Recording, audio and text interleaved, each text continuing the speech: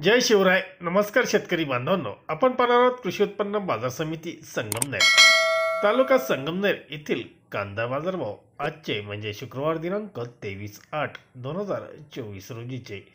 आज संगमनेर मार्केटमध्ये कांदा आवक 9,157 पिशवी अशी कांदा आवक झाली होती. बाजारभाव पाहूयात. काही निवडक गोळे कांदे 4,201 ते 4,511 रुपये पर्यंत काही निवडक गोळे कांदे विकले गेले, तर एक नंबर कांद्याला 4,151 रुपयापासून 4,200 रुपये प्रति क्विंटल असा एक नंबर कांद्याला बाजारभाव होता.